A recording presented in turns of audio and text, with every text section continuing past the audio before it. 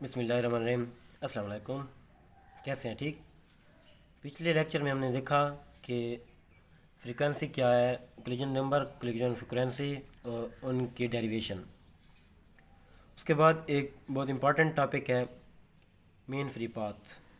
ये भी इसी के साथ रिलेटेड है कि ये क्या होता है। आइए समझते हैं। सबसे पहले देखते हैं कि फ्री पाथ क्या होता है। फ्री पाथ ये है कि एक मॉलिक्यूल है, उसने कोलिजन जाके करनी है दूसरे मॉलिक्यूल के साथ, तो ये कितना फासला तय कर रहा है, ये है फ्री पाथ। मतलब कोलिजन से पहले पहले वो कितना फासला तय कर रहा है, ये फ्री पाथ हो गया।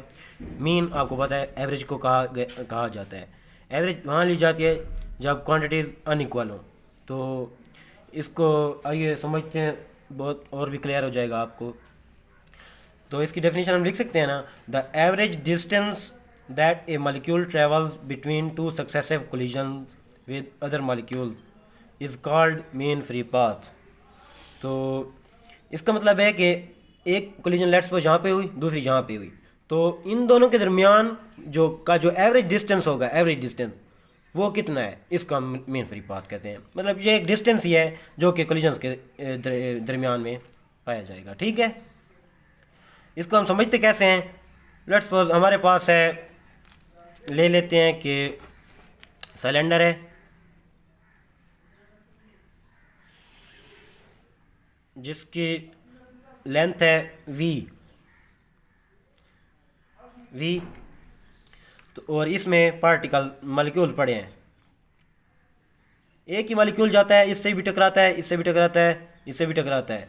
इसी को हम अगर वाजे करके यहाँ पर लिख दें तो ये मॉलिक्यूल इसके इसलिए इसको मैंने हाईलाइट कर दिया है कि एक ही मॉलिक्यूल जाता है, दूसरे मॉलिक्यूल के साथ कोलिजन करता है, फासला कितना तय करता है L1, तीसरे मॉलिक्यूल के साथ कोलाइड करता है, फिर फासला तय करता है L2, इसी तरह L3, L4। तो ये पॉसिबिलिटीज़ आपको पता है कि इनके दरमियान फासला बराबर नहीं होता मॉलिक्यूल के दरमियान, तो इसलिए ये वाली लेंथ और ये वाली लेंथ और ये वाली लेंथ सारी मतलब अनइक्वल होंगी। ठीक है। अगर बराबर होती तो फिर तो हम एवरेज लेते ही ना, फिर तो हम डायरेक्ट L1 या L2 कोई भी वैल्यू पुट कर सकते थे। चूँकि ये बराबर नहीं है तो इसलिए हम इनकी एवरेज लेते हैं। क्योंकि आपको पता है कि जब क्रिकेट खेलते हैं ना तो उसमें ओवर्स जब लिया जाता है, किसी ओवर में ज़्यादा रन पड़ते हैं, किसी में कम पड़ते हैं। तो अगर उनकी एवरेज निकाली जाए, लेट्स सपोज पहले में पढ़े हैं 12, दूसरे में पढ़े हैं 6, तो इनकी एवरेज निकाल के मतलब जो भी है 9, तो इस तरह इसलिए एवरेज ली जाती है अगर चीज़ें अनइक्वल हो तो। इसलिए हम यहाँ पर भी एवरेज लेंगे। तो एवरेज का क्या मतलब है कि जितने लेंथ है, इसकी सम ऑफ लेंथ है, उसके ऊपर जितनी कोलिजन हुई हैं, मतलब जितनी लेंथ है और कोलिजन जितनी उस लेंथ उनके दरमियान हुई हैं, तो उसके ऊपर हम इसको डिवाइड करेंगे तो हमारे पास जो जवाब आएगा वो L है। L, इसको L से डिनोट करते हैं। और इसका क्या मतलब है कि एक कोलिजन के लिए एक मॉलिक्यूल को कितना फासला तय करना पड़ेगा 1 सेकंड में। क्लियर। हमने अभी देखा कि लेट्स सपोज एक सिलेंडर था यूनिट वॉल्यूम का, उसकी लेंथ थी V और उसके अंदर जो कोलिजन हुई हैं, आपको पता है कि एक ही मॉलिक्यूल बाकी सबके के साथ कोलाइड करता है तो उसको हम कोलिजन नंबर कहते हैं। ये हम अच्छी तरह पढ़ चुके हैं। तो अभी हम इसकी इक्वेशन बना सकते हैं ना, the total distance divided by number of collisions by one molecule. तो टोटल डिस्टेंस तो आ गया L1 plus L2 plus L3 Ln, मतलब जितने भी मॉलिक्यूल, तो उसके डिवाइड बाय नीचे नंबर ऑफ कोलिजन। तो हमने यही देखा कि नंबर ऑफ कोलिजन को हम क्या कहते हैं, NC, मतलब कोलिजन नंबर।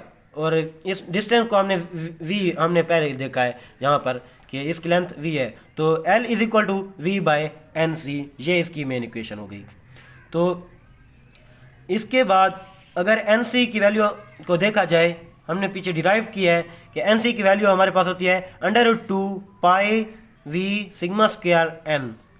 इसको हम सिंप्लीफाई मजीद कर सकते हैं, V और V कैंसिल कर सकते हैं, 1/√pi पाई सिग्मा स्क्वायर N। ये इसकी मेन इक्वेशन है। सिंपली हम ये कह सकते हैं कि it is the distance between two collision, मतलब एक से दूसरी कोलिजन के दरमियान एक मॉलिक्यूल को कितना फासला तय करना पड़ रहा है, एवरेज। तो इसके बाद इस इक्वेशन से बहुत ही इम्पॉर्टेंट कंक्लूजन हम डिराइव कर सकते हैं। हमें पता है कि इक्वेशन कौन सी है, L is equal to 1/√2 pi sigma square N. यहाँ पर देखें ये एन अंडर रूट इसके इन्वर्स में ठहरा है। आपको पता है कि एन क्या चीज़ है, number of molecule per unit volume. तो इसका क्या मतलब है कि जितने ज़्यादा नंबर ऑफ मॉलिक्यूल्स होंगे उनके दरमियान ये जो होगा ना मीन फ्री पाथ कम होगा।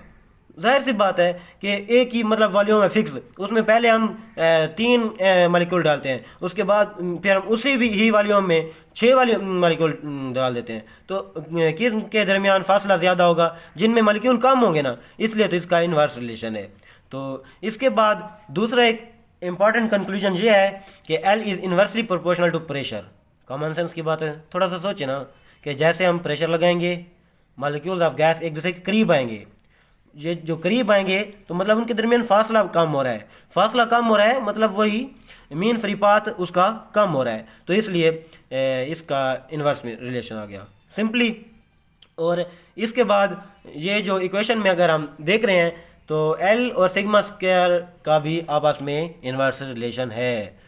इसका क्या मतलब है कि जितना कोलिजन डायमीटर मतलब जब मॉलिक्यूल टकरा रहे हैं इनका डायमीटर देखा जाएगा ना, जितना डायमीटर ज़्यादा तो इनके आपस में ये जो फासला होगा ना ये कम होता जाएगा, अगर इनका ये डायमीटर कम तो ये फासला ज़्यादा।